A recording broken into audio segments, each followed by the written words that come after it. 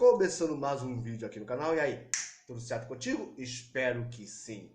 E hoje nós vamos estar fazendo uma segunda parte de uma série de vídeos que eu decidi trazer aqui pro canal, cara, falando acerca das mentiras lá do cachaceiro Lula, né? Que deveria estar preso, cagando do buraco, vendo o sol nascer quadrado até o final dos seus dias, mas que, infelizmente, por causa de uma série de canetadas lá do Minto, né, e de manobras dos malditos do STF, o desgraçado está aí solto e concorrendo às eleições, cara, para desespero do povo, cara.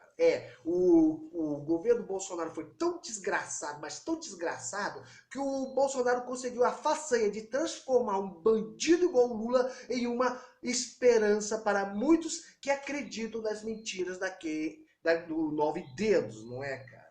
E eu decidi trazer uma série de vídeos falando acerca dessas mentiras do Lula. E antes, já tem uma parte 1, essa vai ser a parte 2. E antes de entrar no assunto, eu peço humildemente para você dar uma força aqui no canal com seu like, sua inscrição, seu compartilhamento, ajudando com o crescimento desse canal, que é um canal pequeno, é um canal com pouco alcance, não é? Eu poderia estar falando de qualquer coisa desse canal. Eu poderia estar trazendo react pra gente rir, falando de anime, poderia estar falando de filme, poderia estar falando qualquer coisa. Mas eu decidi trazer esses assuntos, cara, porque assim, cara, eu como patriota não quero ver, cara, o meu país nas mãos de bandidos. E eu espero de coração, cara, que esse vídeo seja proveitoso para você e que eu possa, cara, inspirar alguém que tem um alcance maior, seja do YouTube ou do Instagram, que possa fazer o mesmo, cara, repassar essa mensagem, cara, porque, cara, o Brasil não pode, cara, estar sempre na mão de bandido, estar na mão de político que só quer ferrar com a gente. Então, assim, cara, sem mais delongas para o vídeo não ficar longo, vamos diretamente ao assunto, não é, cara?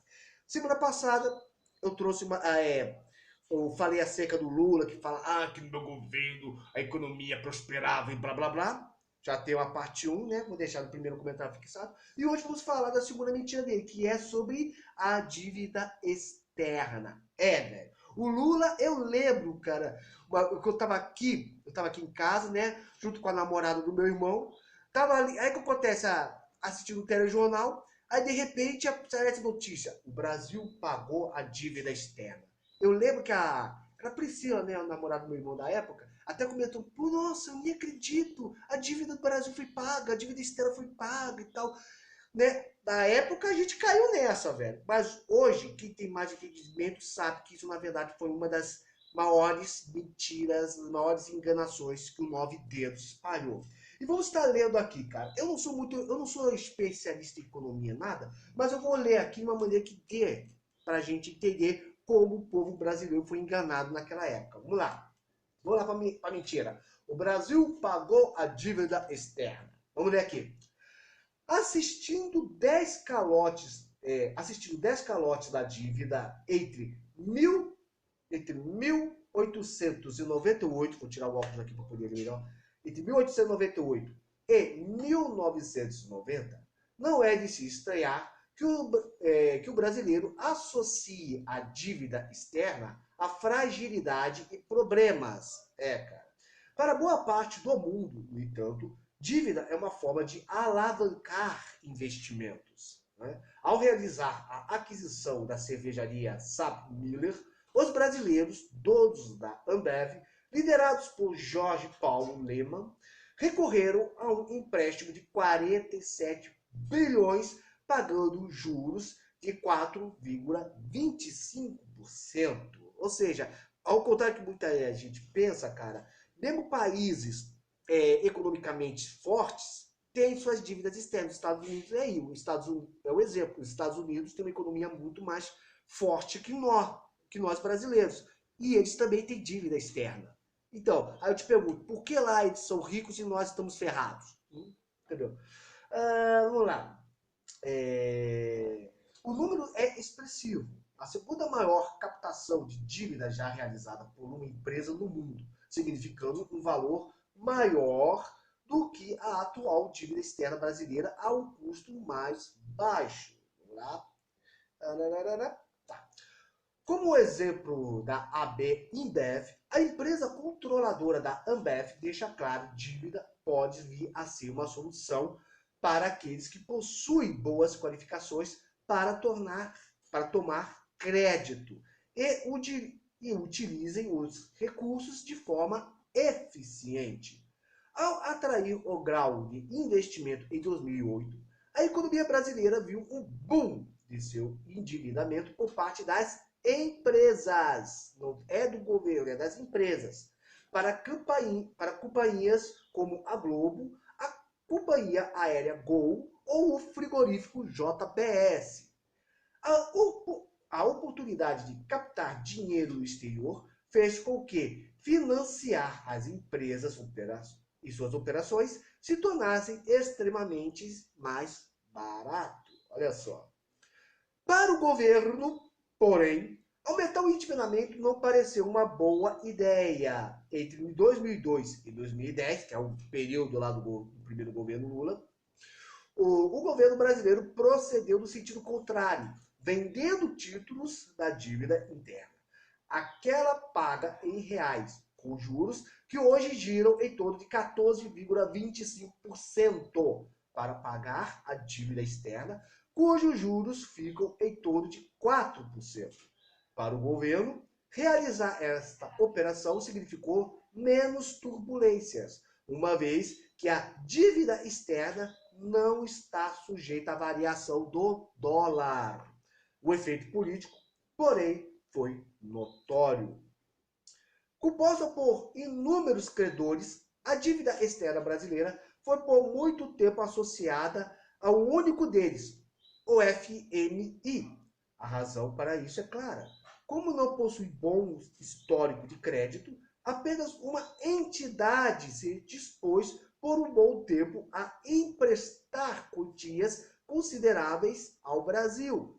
O próprio FMI, isso ocorre porque a entidade é financiada por outros governos e empresta com o intuito de influenciar a adoção de políticas comuns aos países como exigência aos empréstimos. Né? O ato político do Palocci, então ministro da Fazenda, representou o pagamento da dívida relativa apenas ao FMI de uns 15 bilhões, com recursos oriundos da criação de uma dívida ainda mais cara, a interna. Para a população em geral, o que contou foi livrar-se do grande credor. Em nenhum momento do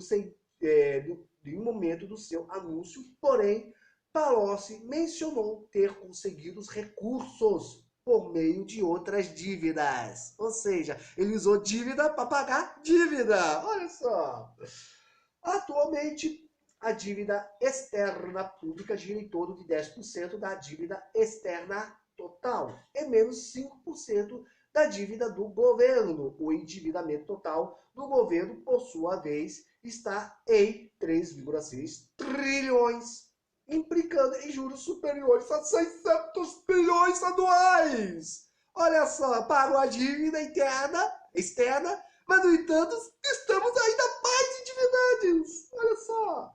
Com reservas internacionais de 374 bilhões, o governo tornou-se o que se chama de credor líquido. Ou seja, possui mais caixa do que dívida. O chamado custo de carregamento das reservas. O custo de pagar a dívida que garantiu os recursos para comprar estes 374 bilhões. É estimado em 120 bilhões mensais. Um exemplo. Imagine que você tenha pago o crédito consignado com o cartão de crédito e ainda faça propaganda de que se livrou das dívidas. Com o governo, a situação não mudou muito. Ou seja, resumo da ópera. O governo Lula diz: nós acabamos com a dívida externa, nós pagamos a dívida externa. Mas, no entanto, para pagar essa dívida, ele fez outras dívidas. Ou seja, pegou dinheiro emprestado para pagar uma dívida que já tinha dinheiro emprestado. Exatamente isso. Ou seja, criou dívida para pagar dívida. É isso que aconteceu. E pelo que nós vemos aqui, Com o pagamento da dívida com o FMI, isso não nos livrou de outras dívidas relacionadas, por exemplo, com a questão econômica, né? De investimento de empresas e tudo mais, já que foi mencionado aqui que dívida externa é bom para os negócios do país, não é? Ou seja, se fôssemos uma economia liberal, cara, ou seja, com liberdade econômica, nossos problemas não seriam tão grandes, não é? Porque teria liberdade econômica. Mas não é o que acontece, já que a nossa economia ela é estatizada, ou seja, o Estado se intromete da economia mais do que devia. E por essa razão é que nós continuamos ferrados, mesmo o Lula tendo pago a dívida externa. Né? Ou seja, é mais uma mentira do cachaceiro. Né? E como eu falei, agora aquele desgraçado está concorrendo à eleição, não é? E vai ter muita gente que está aí decepcionado com o governo Bolsonaro, não é, cara? Já que o Bolsonaro prometeu fazer um governo de direita, um governo conservador, um governo que ia combater a corrupção, o comunismo e blá blá blá. O que acontece? Muitos, ou seja, coisa que o Bolsonaro não fez.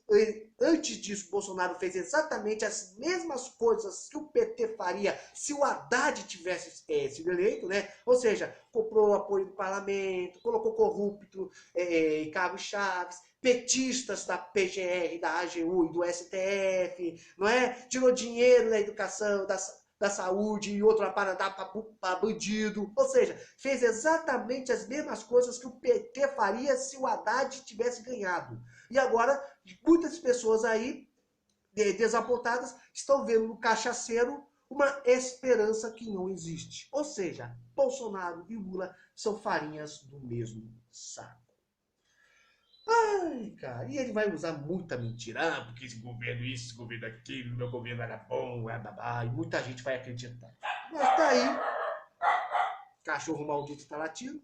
Como sempre, eles esperam gravar para poder latir. Mas tá aí, né? O negócio é que nós continuamos reféns de bandido, cara. Nós continuamos reféns. Essa é a parte 2. Eu fiz a parte 2 e eu pretendo trazer outras mentiras aqui. Mas comente aqui embaixo o que você acha acerca disso tudo. Muito obrigado por você me acompanhou até aqui. Fique na paz. Que Deus esteja falando. Que Deus esteja falando no seu coração. Aleluia, glória a Deus.